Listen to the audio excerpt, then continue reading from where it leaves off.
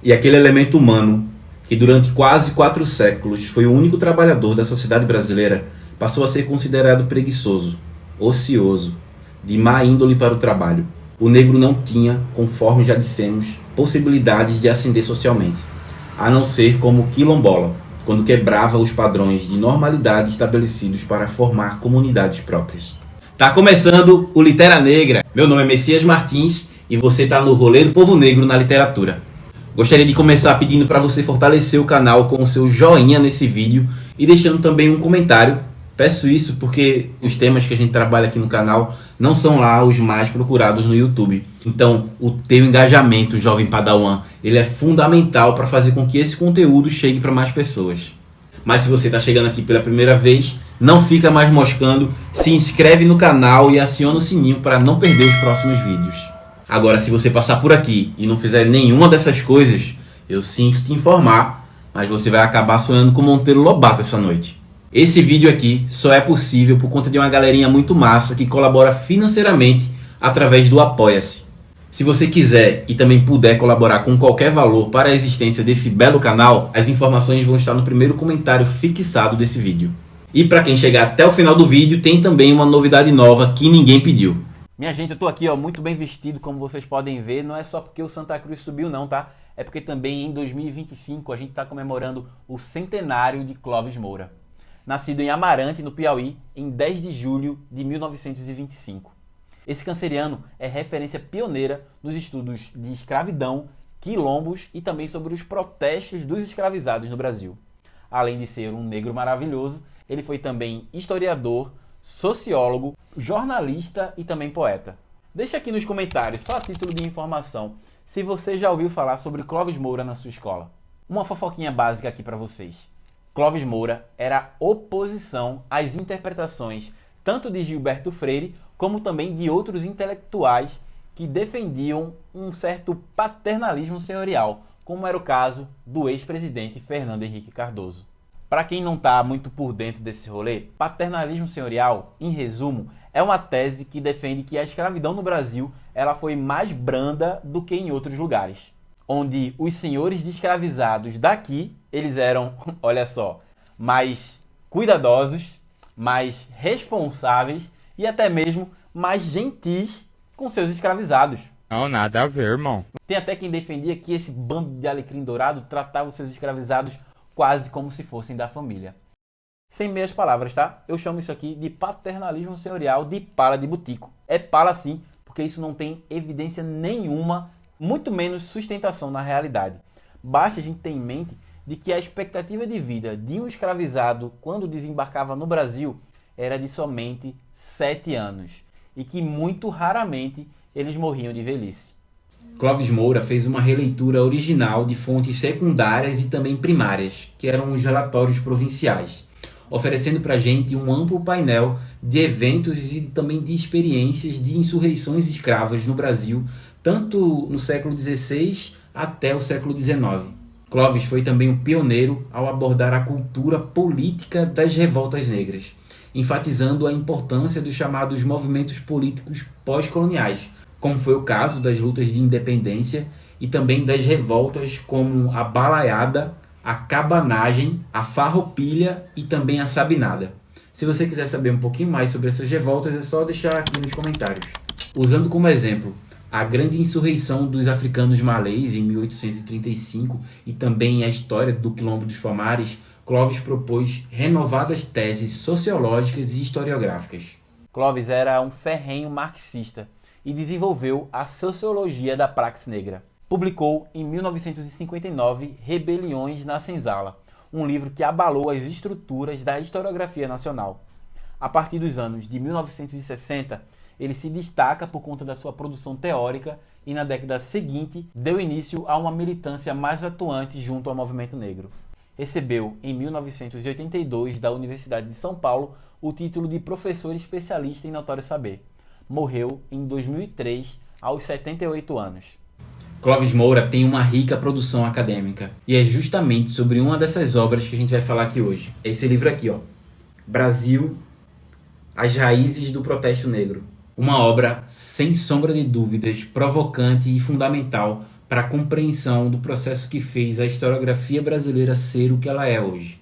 Foi entre as décadas de 1970 e início da década de 1980 que Clóvis Moura se aproxima do movimento negro unificado, que já o reconhecia como um de seus maiores mentores e intelectuais, principalmente por conta do seu livro Rebeliões na Senzala. Já o livro Brasil, As Raízes do Protesto Negro, é composto por uma coletânea de artigos que foram escritos durante 3 décadas. Até destaco para vocês alguns deles, como a influência da escravidão na estrutura e comportamento da sociedade brasileira, escravismo, colonialismo, imperialismo e racismo, a ideologia de branqueamento das elites brasileiras, correntes dos estudos africanistas no Brasil, lusotropicalismo e ciência, o esboço de uma sociologia da República de Palmares, a tragédia camponesa de Canudos, a escravidão e os direitos humanos, para citar alguns.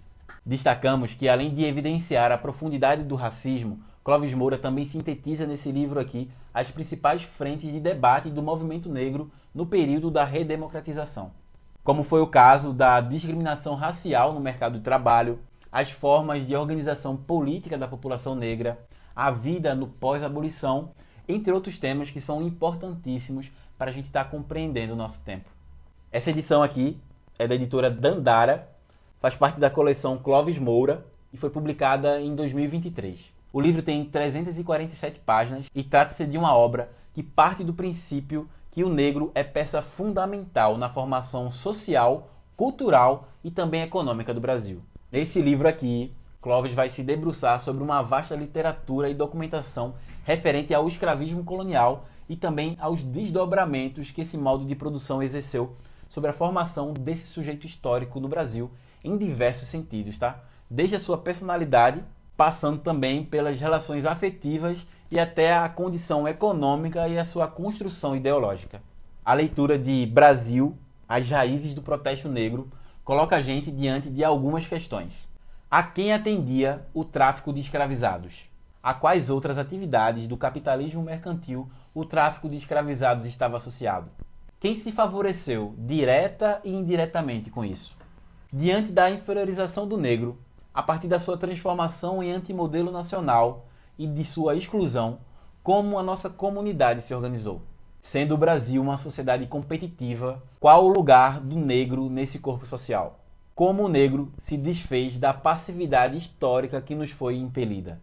As respostas para essas perguntas a gente vai poder encontrar ao longo dos 14 textos que compõem esse livro. Clóvis Moura destaca para a gente nesse livro que o Brasil possui características muito específicas em relação aos demais países da América do Sul no que diz respeito à sua formação e também ao seu desenvolvimento econômico, social, político e cultural. Uma das óticas que Clóvis usa para melhor entendermos as diferenças entre as sociedades formadas nos outros países da América do Sul e o Brasil é a proporcionalidade da escravidão negra. Também a sua duração, a sua distribuição geográfica e as soluções que foram encontradas para a sua extinção. Clóvis Moura vai destacar para a gente que em nenhum outro país da América do Sul a escravidão foi tão importante numericamente. Em nenhum outro país do continente a escravidão teve distribuição em âmbito nacional e durou tanto tempo como aconteceu aqui no Brasil. O sistema escravista não dominou tão ampla e tão profundamente as relações sociais em nenhum outro país da América do Sul como aconteceu na nossa terra, funcionando de forma organizada, estruturada e também em âmbito nacional durante quase 400 anos. O que me faz lembrar do vídeo que a gente publicou sobre o livro Torto Arado, de Itamar Vieira Júnior. As sementes dos frutos que colhemos hoje foram plantadas nessa terra há muito tempo. Se você gostou, não deixa de deixar o teu joinha nesse vídeo e também compartilhar ele com pelo menos uma pessoa que você acha que ela precisa conhecer Clóvis Moura. Ela vai te agradecer. Aliás, a editora Dandara, como eu falei para vocês, né, tá com essa coleção Clóvis Moura. E além deste livro aqui, Brasil, As Raízes do Protesto Negro, foram publicados também outros títulos. O Negro, de Bom Escravo a Mau Cidadão, Os Quilombos e a Rebelião Negra, História do Negro Brasileiro, As Injustiças de Clio, O Negro na Historiografia Brasileira, e a promessa é de que vem mais reedições a caminho. Então, se você quiser que a gente fale aqui sobre alguns desses títulos, é só pedir nos comentários. E como eu falei para vocês no início do vídeo, a novidade nova que ninguém pediu é que a gente vai estar voltando com um quadro chamado Escurecendo. Nesse quadro, eu vou poder contar para vocês um pouquinho mais sobre alguns dos temas que atravessam as obras que analisamos aqui no canal, mas que se a gente fosse fazer em um vídeo só, ia ficar um vídeo muito grande. Então fica ligado, fica ligada. Se você ainda não fez isso, aciona aí esse bendito sininho para não perder os próximos vídeos. Deixo até aqui a promessa para vocês que um desses próximos vídeos de Escurecendo vai ser sobre capitanias hereditárias e também sobre a lei de terras no Brasil, que vai poder nos dar um plano de fundo melhor sobre o livro Torto Arado. E sobre esse livro aqui teriam tantos Escurecendo. A gente pode falar sobre paternalismo senhorial, podemos falar sobre a sociologia da praxe negra, entre tantos outros temas. Bom, por hoje é só. Leiam Clóvis Moura, Palestina Livre, Umbutu e vida longa ao rolê do povo negro na literatura. Ah, e o Santa Cruz nasceu e viverá eternamente.